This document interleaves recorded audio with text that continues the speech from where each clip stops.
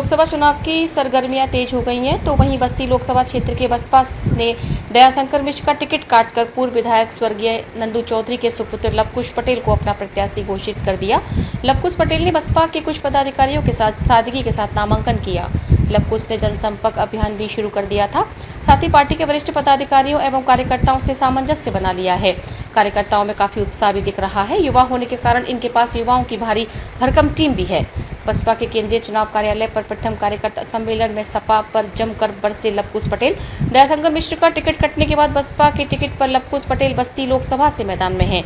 लवकुश पटेल ने सपा भाजपा पर जमकर बरसते हुए सपा को भाजपा की बी टीम बता डाली। उन्होंने कहा कि बसपा सबको साथ रखकर काम करती है, लेकिन भाजपा सपा बंटवारे की राजनीति करती है। ये मुस्लिमों का दोहन करते हर चुनाव में एक मुस्लिम नेता मार दिया जाता है, लेकिन सपा बस राजनीति करती है। बसपा में मुस्लिम पूरी तरह सुरक्षित है। पिछली बार आतंकी को मारा गया था, फिर अब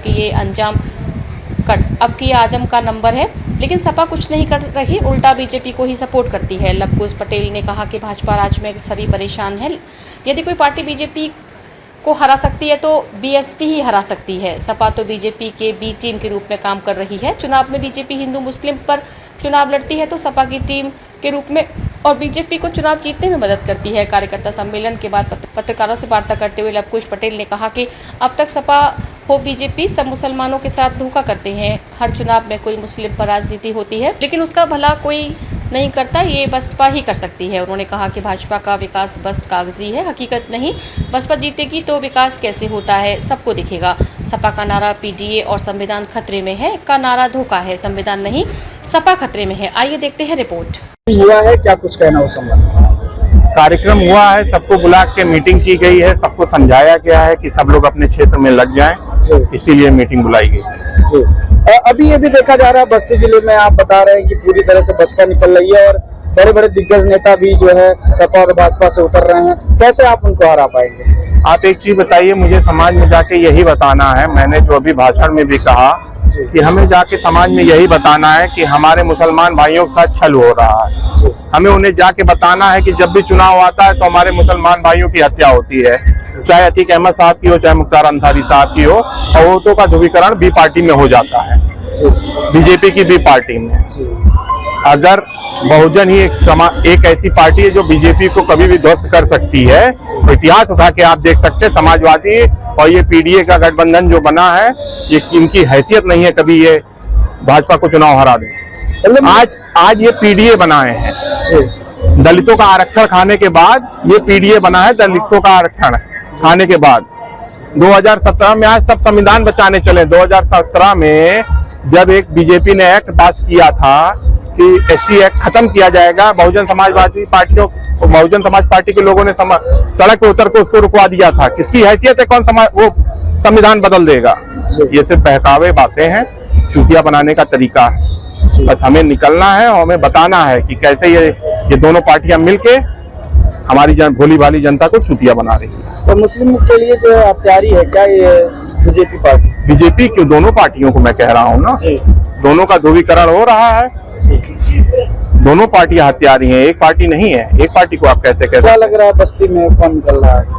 बस्ती में लोकसभा एक्शन में बहुजन समाज पार्टी की भारी मतों से जीत दर्ज होगी और यहाँ से बहुजन समाज पार्टी ही जीत पाई और कोई दूसरा नहीं। आप युवा प्रत्याशी हैं, क्या आपका मोटिव है बस्ती को विकास की तरफ ले जाने के लिए? क्या आपकी योजना है? मतलब जाति धर्म, इससे जाति धर्म से कहाँ आप आगे बढ़ पाएंगे, जिसमें जाति धर्म का हाल देख लीजिए, श्रीलंका का हाल देख लीजिए, पाकिस्तान का हाल देख लीजिए, ये जाति धर्म पे ही तो हुआ है।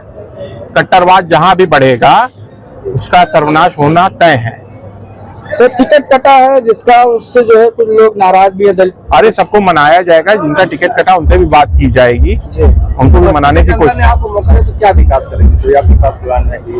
देखिए, मेरा जो पहला प्लान है वो हमारे टेक्निकल यूनिवर्सिटीज की ओर रहेगा कि बस्ती में आज आप पढ़ाई करते क्या करते हैं, एमसीए बीसीए, आपके किस कॉलेज में कौन सी टेक्निकल डिग्रियां हैं। अगर आप दुनिया में किसी से कम्पीट करने जाएंगे तो आप बीए करके जाएंगे कम्पीट करने, किस देश के सामने आपकी हैसियत है खड़े होने की?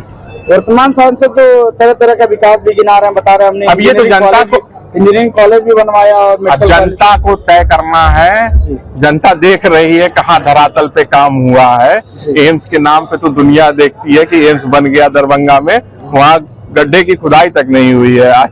चलिए ठीक है। आप युवा प्रत्याशी है, युवाओं के लिए क्या करेंगे अगर सांसद बनते हैं?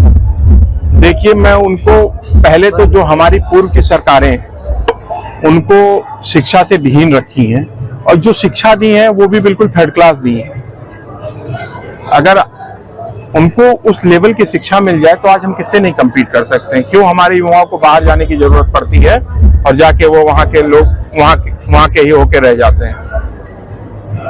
पहला मुद्दा तो वैसे भी रोजगार ही रहेगा, हमेशा से रोजगार देना पहला काम है, लेकिन किस टाइप का रोजगार पार करेंगे तो आप कैसे तोड़ेंगे?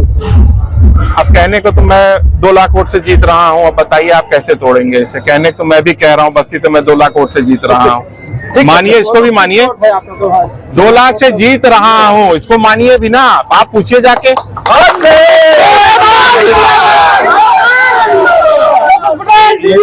बेबाक खबरों के लिए हमारे YouTube चैनल को सब्सक्राइब करें। देश प्रदेश एवं स्थानीय खबरों के लिए हमारे वेबसाइट www.bntlive.com पर लॉगिन करें। साथ ही Facebook, Twitter, Telegram, Instagram, LinkedIn पर भी फॉलो कर सकते हैं। धन्यवाद।